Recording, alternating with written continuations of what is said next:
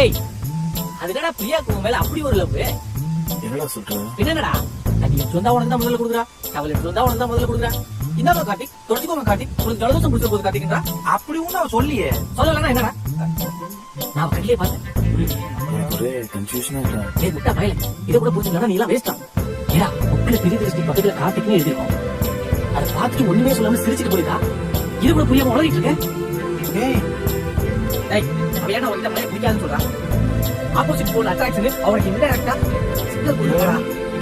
பயமுள்ள டேய் மழை நின்றுச்சு. இந்த மலைக்கு ஒரு முடி வந்த மாதிரி உன் காதலுக்கு ஒரு முடி வரணும், உன் வலிக்கு ஒரு முடி வரணும்னு சொல்றான்.